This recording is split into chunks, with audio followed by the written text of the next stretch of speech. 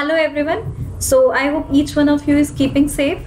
तो मैंने एक क्विक रिवीजन बनाई है। इस बार ग्रेविटेशन चैप्टर उठाया है, फिजिक्स का 9th क्लास का चैप्टर है ग्रेविटेशन। बहुत ही इंपॉर्टेंट चैप्टर है। मैंने इसमें एक समराइज्ड फॉर्म में पूरा चैप्टर आपको रिवाइज करवाने की कोशिश की है। अब क्या है ये जो रिवीजन है ग्रेविटेशन चैप्टर, ये जो है ये according to the latest syllabus यानी 2020-2021 का जो अपडेटेड सिलेबस है, जिसमें आधा चैप्टर कट चुका है, सिर्फ आधा ही चैप्टर है। तो ये सिर्फ उस सिलेबस के अकॉर्डिंग है, नए सिलेबस के अकॉर्डिंग। ठीक है, तो नया सिलेबस यानी जो लोग पेपर 2021 में देंगे या 20 में अभी यानी ये वाले सेशन में दे रहे हैं, उन लोगों के लिए ये वीडियो बहुत यूजफुल होगी। ग्रेविटेशन चैप्टर फटाफट से एक सिंगल शॉट में मैं रिवाइज करवाऊंगी। अब ग्रेविटेशनल क्या है, ग्रेविटेशनल चैप्टर समझने से पहले आपको कॉन्सेप्ट ऑफ सेंट्रीपिटल फोर्स समझना पड़ेगा। सेंट्रीपिटल फोर्स का मतलब है कि कोई भी ऑब्जेक्ट यूनिवर्स में मूव कर रहा है in a circular path.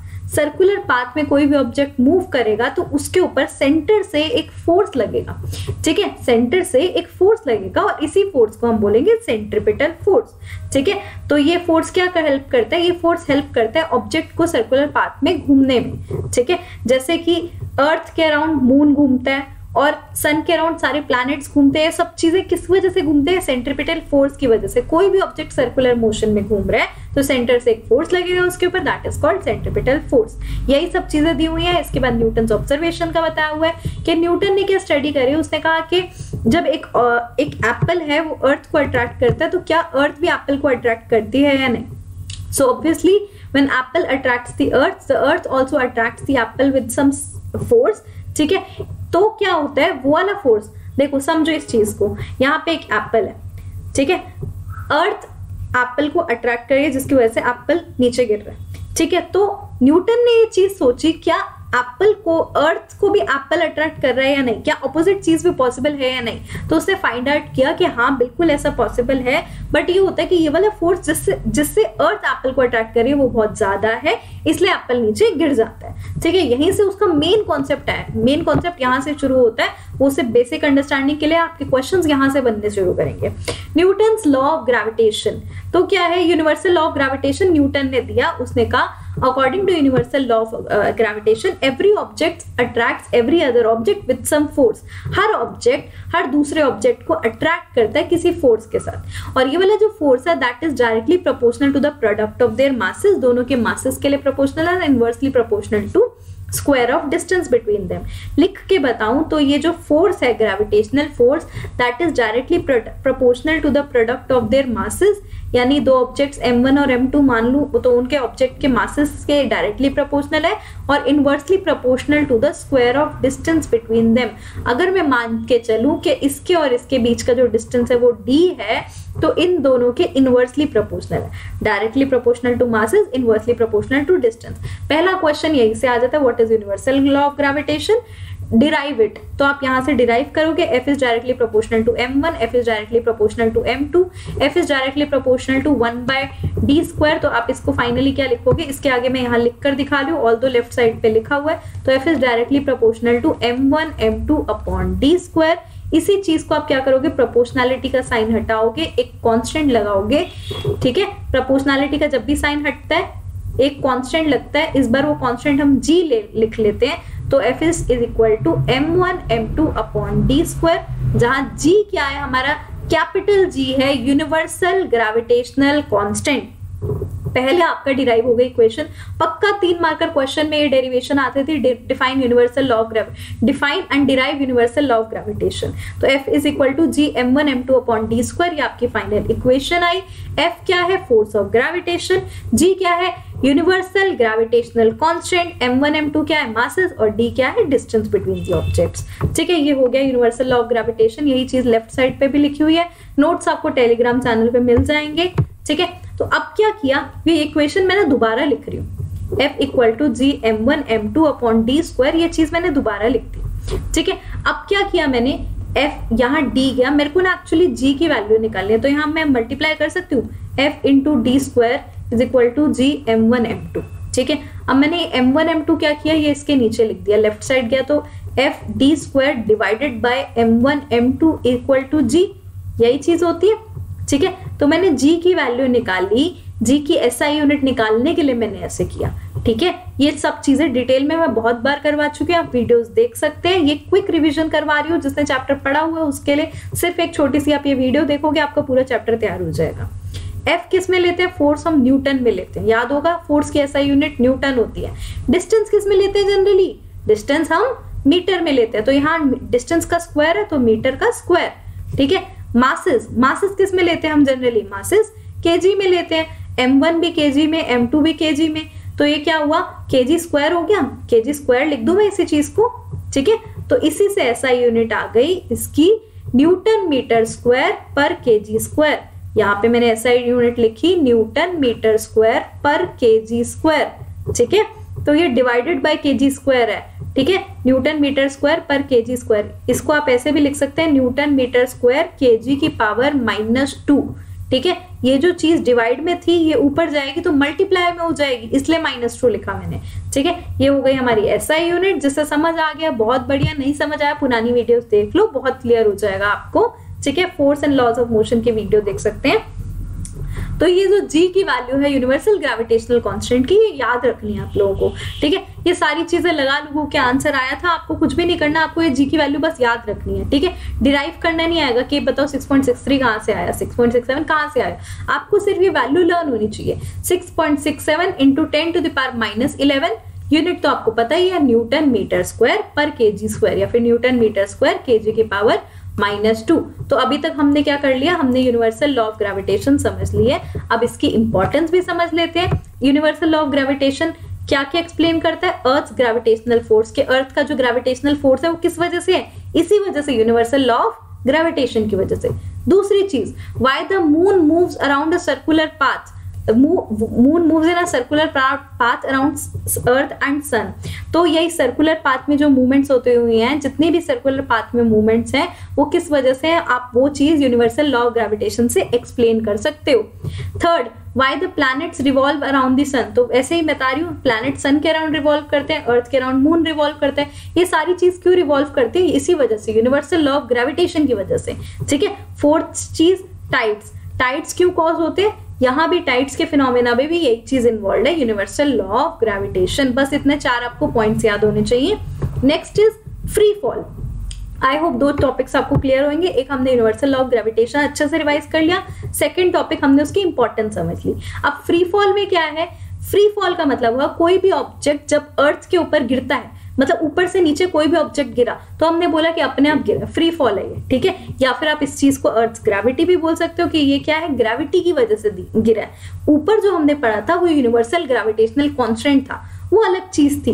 Earth gravity का मतलब हो गया कि बस अर्थ के ऊपर जो नॉर्मल फोर्स है जिसकी वजह से सारे ऑब्जेक्ट्स अर्थ से अट्रैक्ट करते हैं, उसी चीज को बोला अर्थ ग्रेविटी, ठीक है। इसको आप स्मॉल जी से शो करते हो, ठीक है। ध्यान देना, कैपिटल जी क्या था हमारा? Universal gravitational constant. स्मॉल जी क्या है? एक्सेलरेशन ड्यू टू ग्रेविटी बोल सकते हो इसे, या फिर अर्थ ग्रेविटी बोल सकते हो, सेम चीज है, ठीक है, सेम चीज है। कंफ्यूज नहीं होना है हमें बिल्कुल भी। ऐसा यूनिट ये है मीटर पर सेकेंड स्क्वायर, मीटर पर सेकेंड स्क्वायर, या फिर मीटर सेकेंड -2 ऐसे भी लिख सकते हो। छोड़ो, आप इसे ऐसे लिख दो, मीटर पर सेकेंड स्क्वायर, इतना बहुत हो जाएगा, ठीक है ना। कंफ्यूज नहीं होना, अपने को कम टाइम में ज्यादा कोर्स कवर करना है, ठीक है। अब इसके बाद आ गई मैथमेटिकल इक्वेशन ऑफ जी। इसकी मैथमेटिकल इक्वेशन क्या है? डायरेक्ट क्वेश्चन आ जाता है, derive the mathematical equation for G. तो कैसे डिराइव करोगे? ये एक्सेलरेशन ड्यू टू ग्रेविटी है, ठीक है, अभी बताया। ये जी क्या है? This is acceleration due to gravity, acceleration due to gravity. या तो आप ये चीज बोल सकते हो एक्सेलरेशन ड्यू टू ग्रेविटी है, या दूसरी चीज आप क्या बोल सकते हो? फ्री फॉल है ये, ठीक है, सेम बात है। या फिर सिंपल बोल दो कि ये क्या है? ये ग्रेविटी है, अर्थ ग्रेविटी, अर्थ के ऊपर जो ग्रेविटी लग रही है, ठीक है। ये तीनों में से कुछ भी चीज यूज करोगे तो सेम बात है। अब है क्या ये एक्सेलरेशन ड्यू टू ग्रेविटी? तो एक्सेलरेशन का फॉर्मूला, फोर्स का फॉर्मूला क्या होता है? F = ma। कहां से पता चला? Second law of motion, Newton second law of motion, पिछले चैप्टर फोर्स एंड मोशन में किया था। F = ma। आई होप आपको याद होगा वो फॉर्मूला। मैंने कुछ भी नहीं किया, ये एक्सेलरेशन की जगह ना यहाँ g लगा दिया, F = ma की जगह मैंने लिख दिया F = mg। क्यों लिखा? क्योंकि अर्थ से कोई भी अर्थ के ऊपर कोई भी ऑब्जेक्ट गिर रहा है तो उस पर एक एक्सेलरेशन लग रही है, इसी एक्सेलरेशन को एक्सेलरेशन ड्यू टू ग्रेविटी बोला। F equal to M G, कुछ भी नहीं किया, F इक्वल टू एम में से A की जगह G लिख दिया, ठीक है। और F की हमने अभी ऊपर बात पढ़ी हुई है, F equal to G M1 M2 upon R square होता है, ठीक है। इस M1 M2 को MM कुछ भी बोल सकते हैं, ठीक है। F equal to G M1 M2 upon R square होता है, अभी पढ़ा F इक्वल टू mg होता है। तो क्या करना है अपने को, दोनों यूनिट्स कंपेयर करनी है, मतलब mg equal to G M1 M2 upon R square, ठीक है। F इक्वल टू mg है, F की वैल्यू ये भी है, तो दोनों को मैंने कंपेयर कर लिया, mg equal to G M1 M2 upon R square, ठीक है। तो मैंने यहाँ किया, तो मैंने वही चीज लिखी हुई है, mg equal to G M1 M2 upon R square, जो अभी चीज बताई वही चीज यहाँ लिखी हुई है, ठीक है। नोट्स आपको मिल जाएंगे, नोट्स की चिंता नहीं करना, नोट्स आपके एनसीईआरटी बुक में भी है। कॉन्सेप्ट है समझने का, तो समझो इस चीज को। तो mg equal to G mm भी बोल सकते हैं, m1 m2 भी बोल सकते हैं, वो बस सिंबल्स है। मास को तुम चाहे m1 m2 से शो करो या फिर कैपिटल M स्मॉल m से करो, कोई फर्क नहीं पड़ता, ठीक है, सेम बात है। यहाँ आप ये चीज भी लिख सकते थे, F equal to G M1 M2 upon R square, ठीक है, सेम चीज है, ये कंफ्यूज नहीं होना है, ठीक है। तो मैंने क्या किया, ये हटा दो अभी सब। तो मैंने क्या किया, finally mg equal to G M M upon R square या डी स्क्वायर लगा दिया। अब क्या किया मैंने, देखो दोनों तरफ कोई चीज कैंसिल हो रही है क्या, देखो यहाँ भी m है, यहाँ भी m है, तो एक m कैंसिल हो जाएगा।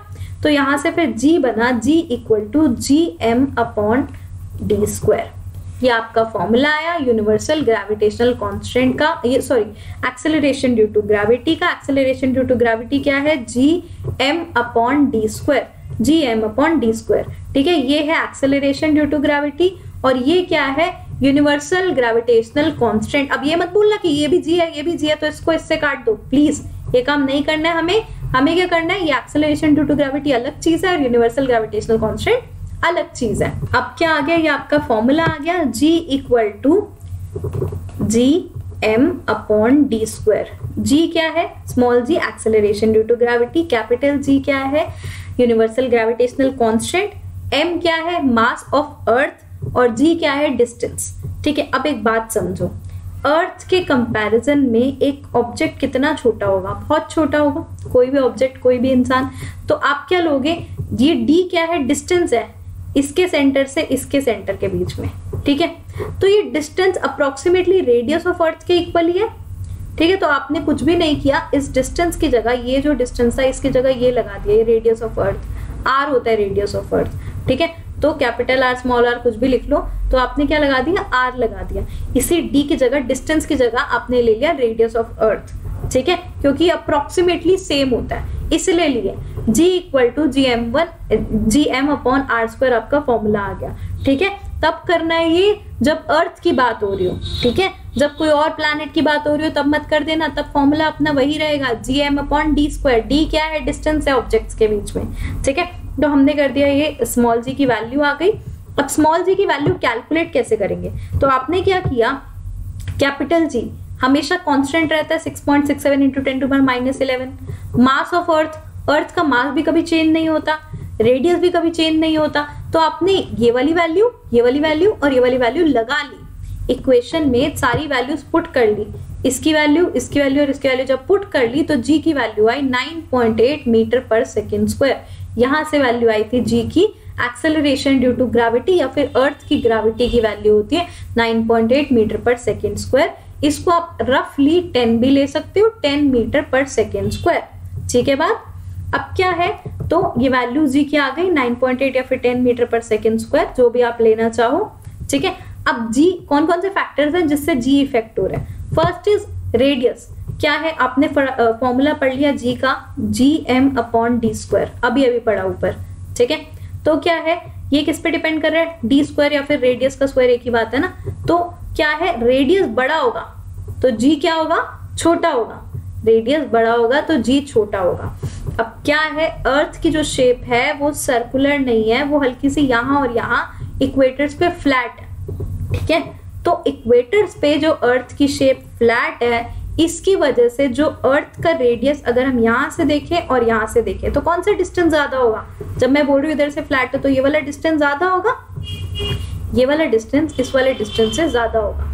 अब क्योंकि ये वाला डिस्टेंस ज्यादा होगा तो क्या होगा, एक्सेलरेशन ड्यू टू ग्रेविटी कम होगी, इनवर्सली प्रोपोर्शनल है। आपको दिख रहा है इसका और इसका रिलेशन इनवर्स है, ये छोटा तो ये बड़ा, ठीक है। तो ऑब्वियसली ये जब रेडियस बड़ा है तो एक्सेलरेशन ड्यू टू ग्रेविटी कम होगा, और रेडियस कम है तो एक्सेलरेशन ड्यू टू ग्रेविटी ज्यादा होगा।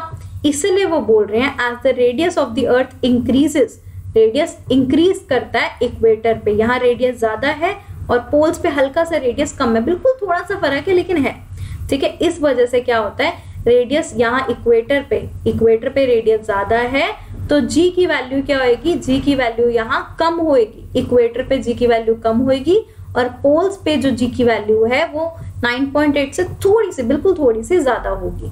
कैसे पता चला, हमने रेडियस को कंपेयर किया, यहाँ रेडियस ज्यादा है तो जी की वैल्यू कम, यहाँ रेडियस कम है तो जी की वैल्यू ज्यादा, ठीक है। जो जैसे जैसे हाइट इंक्रीज होती है या रेडियस इंक्रीज होता है, जी की वैल्यू डिक्रीज होती है। अभी बताया इनवर्स रिलेशन है, ठीक है, एक चीज बढ़ रही है तो दूसरी कम हो रही है, ठीक है। नेक्स्ट हम बात करते हैं difference between capital G and small G. इन दोनों के बीच में डायरेक्ट डिफरेंस लिखना आ जाता है। सबसे पहले दोनों का डिफरेंस क्या है, इसकी वैल्यू अलग है 6.67 इंटू 10 की पावर -11, इसकी वैल्यू अलग है, इसकी वैल्यू 9.8 है। ये क्या है, स्केलर क्वांटिटी है। स्केलर क्वांटिटी क्या होती है, जो सिर्फ मैग्नीट्यूड पे डिपेंड करती है। ये क्या है, वेक्टर क्वांटिटी है। वेक्टर क्वांटिटी मतलब मैग्नीट्यूड और डायरेक्शन दोनों होते हैं। ये सब मैं डिटेल में बहुत पहले समझा चुकी हूँ वीडियोस में।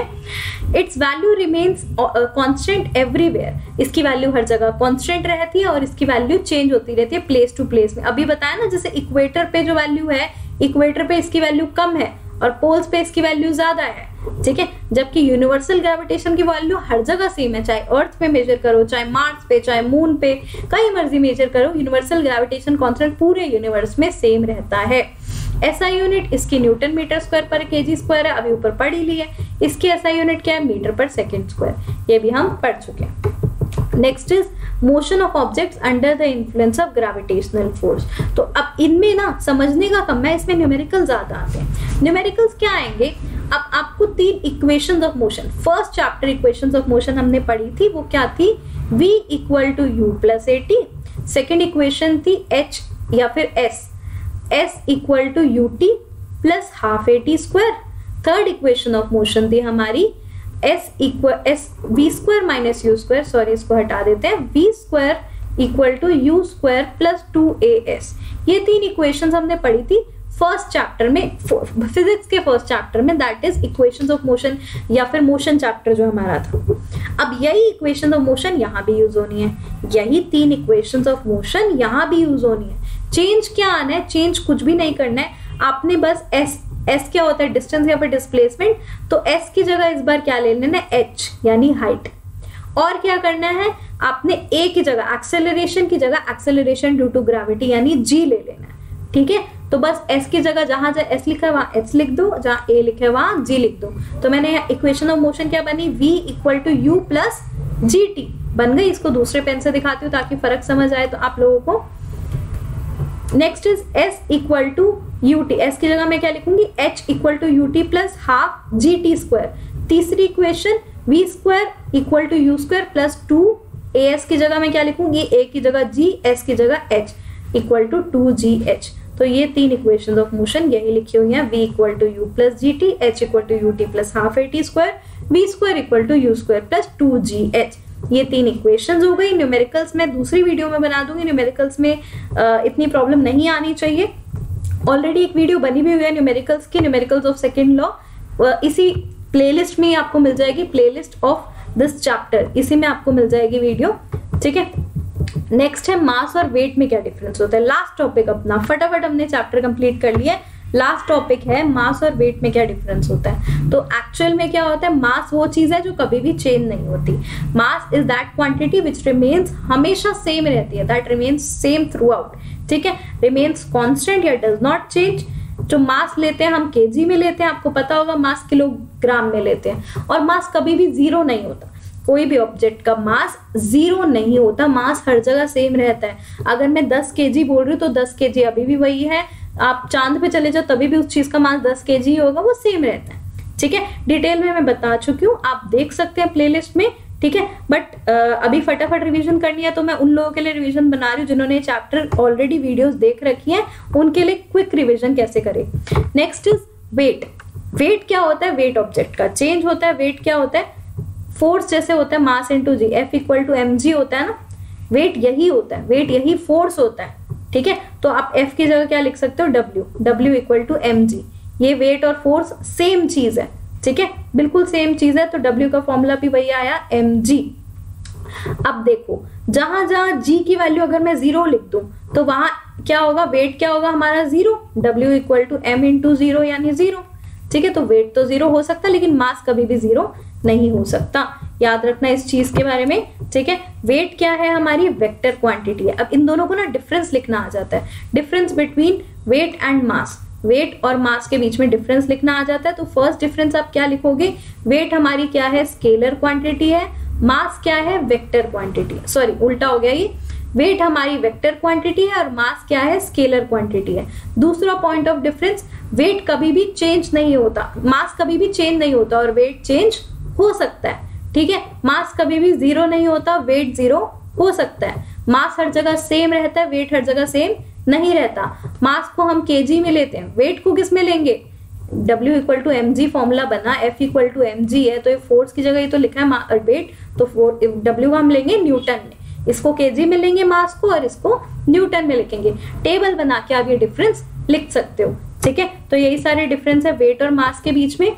नेक्स्ट है weight of object on the surface of moon. आपको क्या करना है? ये एक डेरिवेशन आ जाती है, एग्जैक्टली 3 नंबर की derivation. Derive that weight of object on moon equal to 1/6 of the weight of object on earth, ठीक है। आई होप आपने ये पहले भी पढ़ रखी होगी। 3 नंबर की ये डेरिवेशन आ जाती है, मैंने डिटेल में लास्ट वीडियो में कवर करी है, चैप्टर के प्लेलिस्ट में लास्ट वीडियो में ये टॉपिक कवर किया हुआ है, प्लीज मिस मत करना, ठीक है। डिस्क्रिप्शन बॉक्स में आपको लिंक मिल जाएगा वीडियोस का, ठीक है। ये वाला टॉपिक बिल्कुल मिस मत करना। वेट जो है मून पे वो 1/6 है वेट ऑफ ऑब्जेक्ट ऑन अर्थ, यानी कि अगर मैं बोलूं एक 60 kg का ऑब्जेक्ट, 60 न्यूटन बोलूंगी, 60 न्यूटन का ऑब्जेक्ट अर्थ पे पड़ा हुआ है तो उसका वेट मास पे कितना होगा? सॉरी वेट उसका मून पे कितना होगा? 1/6 ऑफ 60 यानी सिर्फ 10 न्यूटन होगा, ठीक है। ऐसे बहुत सारे क्वेश्चन आ जाते हैं इस पे। डेरिवेशन देख लो, W इक्वल टू mg होता है, ठीक है। W equal to G M M upon R square, ये वही F है, F equal to G M M upon R square होता है ना, अभी ऊपर पड़ा है, ठीक है। तो F की जगह मैंने बस कुछ भी नहीं किया, F की जगह मैंने यहाँ W लिख दिया, ठीक है। तो अब वेट ऑफ ऑब्जेक्ट ऑन अर्थ कैसे शो करूंगी मैं? W के साथ मैं E लगा दूंगी अर्थ के लिए, G तो हर जगह सेम रहता है, M के साथ में मैं E लिख दूंगी यानी मास ऑफ अर्थ, और M क्या है? मास ऑफ ऑब्जेक्ट, R क्या है? रेडियस ऑफ अर्थ, ठीक है। तो WE equal to GME M upon RE square. W क्या है? Weight of earth, object on earth, ठीक है। G क्या है? Universal gravitational constant. ME क्या है? Mass of earth. M क्या है? मास ऑफ ऑब्जेक्ट, और R क्या है? Radius of earth. ऐसे ही जब मैं मून के लिए लिखना चाहूंगी तो मून के लिए क्या लिखूंगी? WM weight of object on moon equal to G into M, ठीक है, mass of object on moon into M। ये अलग चीज है, ये अलग चीज है, ये इसके नीचे, मतलब ये है mass of object on moon, ठीक है, ये है mass of the second object. Next ये क्या है? R, E की जगह मैं क्या लिखूंगी? RM स्क्वायर, ठीक है। तो वेट ऑफ ऑब्जेक्ट अर्थ का फॉर्मूला आ गया, वेट ऑफ ऑब्जेक्ट मून का फॉर्मूला आ गया। क्या करोगे? दोनों इक्वेशन को डिवाइड कर दोगे, WE डिवाइडेड बाय WM करना है, ठीक है। तो मैंने क्या किया? WM की ये वैल्यू आई, WE की ऊपर देख ली, WE डिवाइडेड बाय WM। कुछ भी नहीं करना है, इसके बाद इसको सॉल्व करना है। सॉल्व करने के बाद आपका फाइनल आंसर आ जाएगा 6, अप्रोक्सीमेटली आंसर आ जाएगा आपका 6, यानी weight of object on earth upon weight of object on moon रफली 6 टाइम्स आ जाएगा, यानी weight of object on earth equal to 6 time weight of object on moon. या फिर आप ये भी बोल सकते हो weight of object on moon equal to, इसको आप ऐसे भी लिख सकते हो ना, ये यहाँ डिवाइडेड बाय 6 हो जाएगा, 1/6 of WE equal to WM। इससे क्या प्रूव हो गया कि weight of object on moon कम होता है, 1/6 होता है of weight of object on earth. ठीक है, इसी के साथ आपका पूरा चैप्टर ग्रेविटेशन कंप्लीट है। बहुत छोटी सी वीडियो है, आई होप आपको हेल्पफुल लगी हो। इन केस लगी हो तो आप बिल्कुल लाइक करें और बिल्कुल शेयर करें वीडियो बाकियों के साथ, ताकि आपके बाकी फ्रेंड्स को भी इससे कुछ हेल्प मिले। Thank you so much everyone, have a nice